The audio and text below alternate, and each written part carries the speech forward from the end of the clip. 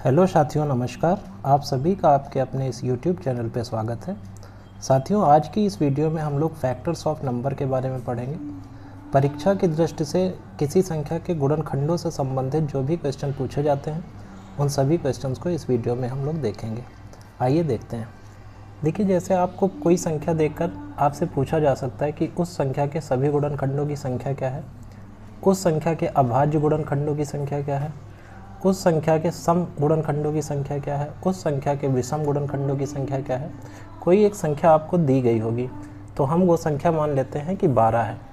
जैसे आपसे कहा गया कि 12 के सभी सम गुणनखंडों की संख्या बताइए, या फिर अभाज्य गुणनखंडों की संख्या बताइए, या फिर सम गुणनखंडों की संख्या बताइए, तो उसके लिए आपको क्या करना है, सबसे पहले जो आपको संख्या दी गई है उसके आपको प्राइम फैक्टराइजेशन कर लेने हैं अभाज्य गुणनखंड। तो 12 के अगर अभाज्य गुणनखंड करते हैं तो 2 दूनी 4 तियाँ 12, अर्थात 2 की पावर 2 और 3 की पावर 1, ये हो जाएगा अभाज्य गुणनखंड 12 का। अब देखिए, पहले क्वेश्चन अगर देखा जाए कि सभी गुणनखंडों की संख्या क्या है, तो 12 के सभी गुणनखंडों की संख्या निकालने के लिए आपको क्या करना है, जो आपने गुणनखंड किए हैं उनकी पावर को आप देखेंगे। यहाँ पर पावर 2 है, यहाँ पर पावर 1 है, तो इनकी पावर में 1 जोड़ के गुणा कर देंगे। जैसे पावर 2 है तो 2 + 1, और दूसरी पावर 1 है तो 1 + 1, इन दोनों को गुणा करेंगे। 3 × 2 अर्थात 6। तो ये क्या आ गया, 12 के सभी गुणनखंडों की संख्या कि 12 में कितने गुणनखंड होंगे, तो 6 होंगे। ठीक, फिर उसके बाद अगला क्वेश्चन है अभाज्य गुणनखंडों की संख्या। तो आप देखिए, 12 को ही आधार मानकर सारे क्वेश्चन हम लोग सॉल्व कर रहे हैं। तो 12 के अभाज्य गुणनखंडों की संख्या क्या हो जाएगी। देखिए, जो पावर आपको दी गई, अभाज्य गुणनखंड आपने किए 2 और 3, पावर क्या है 2 है यहाँ पर, और यहाँ पर पावर क्या है 1। तो इन पावर को आप सिंपली जोड़ देंगे तो क्या आ जाएगा, 12 के अभाज्य गुणनखंडों की संख्या 2 + 1 मतलब 3। अगला पूछा गया सम गुणनखंडों की संख्या। तो 12 के सम गुणनखंड कितने होंगे, उसके लिए आपको क्या करना है, जो सम गुणनखंड आपने किया है उसकी जो पावर है उसको आप लिख लेंगे, और बाकी जो शेष गुणनखंड है, जैसे 3 है तो 3 की पावर 1 है, तो इसमें आप क्या करेंगे, इसकी पावर में 1 जोड़कर गुणा कर देंगे। तो 1 + 1 मतलब कितना हो गया 4। तो ये क्या हो गया, 12 के सम गुणनखंड। अगला है 12 के विषम गुणनखंडों की संख्या। विषम गुणनखंड आप देखिए, सिर्फ 3 है तो 3 की पावर 1 है, तो 1 में आप 1 जोड़ दीजिए। अगर यहाँ पर मान लो कोई और भी गुणनखंड होता विषम, तो उसकी भी पावर में 1 जोड़कर गुणा कर देते तो वही आ जाता विषम गुणनखंडों की संख्या। लेकिन यहाँ पर सिंगल ही है तो विषम गुणनखंडों की संख्या कितनी हो गई, 2। फिर देखिए अगला क्वेश्चन, और क्या पूछा जा सकता है किसी संख्या के गुणनखंड पर। अगला क्वेश्चन है सभी गुणनखंडों का योग। तो आप देखिए, 12 को ही आधार मानकर हम लोग सारे क्वेश्चन कर रहे हैं। फिर उसके बाद अगली वीडियो में अलग अलग तरह के क्वेश्चन अलग अलग संख्याओं से पूछे जाएंगे, आपको बताए जाएंगे। ठीक है, तो बातें ज़्यादा क्लियर होंगी। यहाँ से आप अपना बेसिक क्लियर करिए कि गुणनखंडों पर आधारित कौन कौन से क्वेश्चन किस तरह के पूछे जाते हैं। अगला क्वेश्चन क्या पूछा गया, सभी गुणनखंडों का योग। तो आप देखिए, सभी गुणनखंडों के योग के लिए आपको क्या करना है, पहले तो आप 12 के प्राइम फैक्टराइजेशन आपको पता है कि 2 की पावर 2 और 3 की पावर 1, ये आपने कर लिया। तो आपको सभी गुणनखंडों का योग बताना है। देखिए, गुणनखंड कौन कौन से हैं, 2 और 3। 2 की पावर 2 है तो इसको आप 2 की पावर 0 से स्टार्ट करिए, प्लस 2 की पावर 1 प्लस 2 की पावर 2, जहाँ तक पावर है वहाँ तक आप 0 से स्टार्ट करके जोड़ते जाइए। अगला गुणनखंड 3 की पावर 1 है, तो ये इसको क्या करेंगे, 3 की पावर 0 प्लस 3 की पावर 1।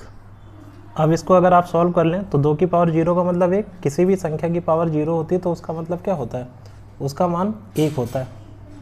तो ये 1 2 1 3, 3 और 4 7, और ये क्या हो जाएगा 3 और 1 4, यानी 7 × 4।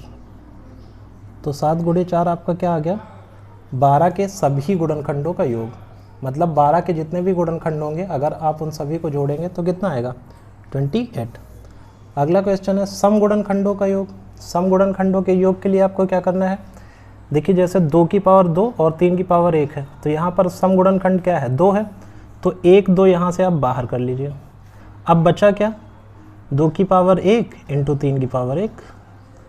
तो इस 2 को आप ऐसे ही लिख लीजिए।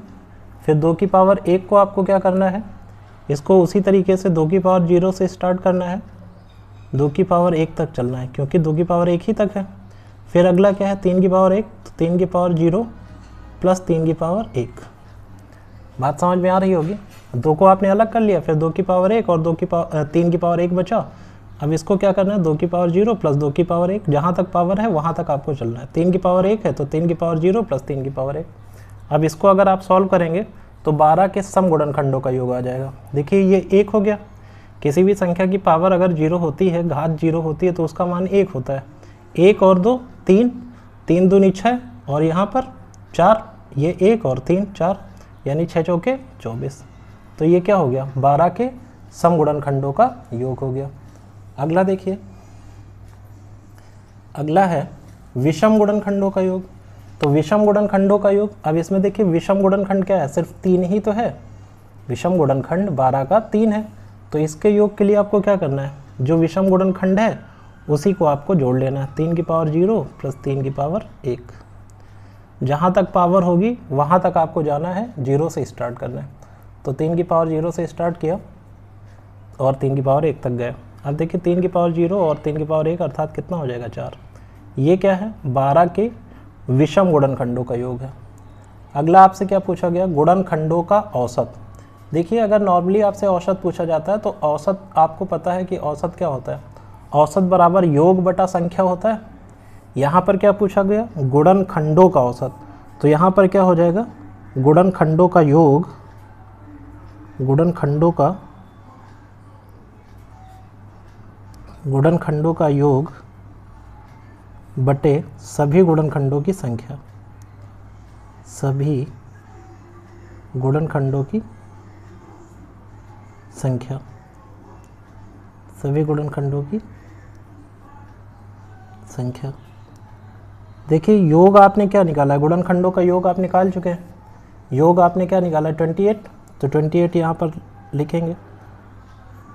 और सभी गुणनखंडों की संख्या आपने क्या निकाला था, सबसे पहले स्टार्टिंग में ही आपने निकाला था 6। देखिए सभी गुणनखंडों की संख्या क्या आई थी, 6। तो आप 6 को अपॉन कर दीजिए, यानी बटे में कर दीजिए। तो गुणनखंडों का योग बटा गुणनखंडों की संख्या, संख्या क्या हो गई, 6।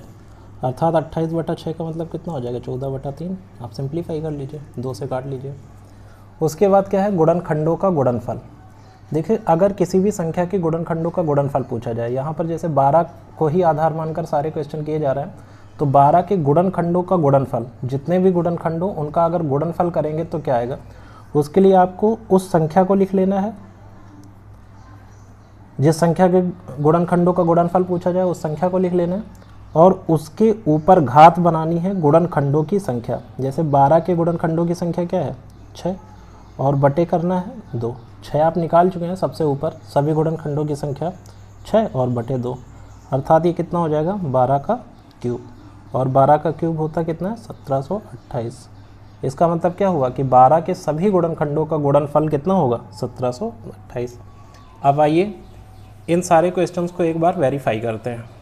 12 एक छोटी संख्या है तो आपको दिक्कत नहीं होगी वेरीफाई करने में। एक बार आप चेक करते हैं। देखिए अगर 12 के आप गुणनखंड लिखें तो किसी भी संख्या के गुणनखंड का मतलब क्या होता है, मतलब ऐसी संख्या है जो उस संख्या को पूर्णतया विभाजित कर दें। तो 12 के गुणनखंड क्या क्या हो जाएंगे, 1 हो जाएगा, 2 हो जाएगा, 3 हो जाएगा, 4, 6 और 12। 12 के यही गुणनखंड तो होंगे। अब देखिए पहला क्वेश्चन क्या है, सभी गुणनखंडों की संख्या, तो आपने कितनी निकाली थी, 6। और अगर आप गिनेंगे तो 1 2 3 4 5 6 है, मतलब पहला तो सही। दूसरा क्या है, अभाज्य गुणनखंडों की संख्या। तो अभाज्य गुणनखंड में ही आपने इसको तोड़े हैं, 12 को आपने कैसे फैक्टर किए हैं, अभाज्य गुणनखंड ही तो किए हैं। यहाँ पर 2 की पावर 2 और यहाँ पर 3 की पावर 1, तो नॉर्मली आप इन दोनों को क्या करेंगे, जोड़ देंगे, 2 1 3। तो ये भी आप देख रहे हैं कि बिल्कुल सही है। अगला सम गुणनखंडों की संख्या आपने कितनी निकाली, 4। अब देखिए यहाँ पर सम गुणनखंड अगर आप देखें तो 12 1 2 3 और 4, सम गुणनखंड कितने आ गए, 4। विषम गुणनखंड कितने, 1 और 2। तो अगला यही पूछा गया कि विषम गुणनखंड कितने हैं, तो विषम गुणनखंड 2। फिर क्या पूछा गया, सभी गुणनखंडों का योग कितना निकाला, 28। अगर आप इन सभी को जोड़ें तो आप जोड़कर जरा देख लीजिए, चेक कर लीजिए, 12 6 18, 18 4 22, 22 3 25 और 25 3 28। ठीक, तो इसका मतलब सही आ रहा है। अगला पूछा गया सम गुणनखंडों का योग, तो सम गुणनखंडों का योग कितना निकाला है आपने, 24। सम गुणनखंडों का योग कितना है, 24। देखिए जोड़िए, सम गुणनखंड का योग कितना आ रहा है, 12 6 18, 18 4 22 और 22 2 24। इसका मतलब सही। अगला है विषम गुणनखंडों का योग, तो विषम गुणनखंडों का योग कितना हो जाएगा, 4। विषम गुणनखंडों का योग कितना, 4। आप जोड़ लीजिए आप विषम गुणनखंड, 3 और 1 4, अर्थात सही। अगला है गुणनखंडों का औसत, तो औसत के लिए तो आपने सीधे कर ही दिया है कि गुणनखंडों का योग 28 आया था और सभी गुणनखंडों की संख्या 6 आई थी, तो कितना आ गया था आपका, 14/3। फिर अगला क्या निकाला, गुणनखंडों का औसत। हाँ, गुणनखंडों का औसत तो हो गया 14/3। अगला किया गुणनखंडों का गुणनफल। जितने भी गुणनखंड हैं उन सभी को अगर आप गुणा करेंगे तो कितना आएगा, 12 का क्यूब और 12 क्यूब कितना, 1728। तो आइए ज़रा इसको चेक कर लेते हैं। अगर सभी को आपस में गुणा करें तो 12 का क्यूब आ रहा है, मतलब 1728 आ रहा है।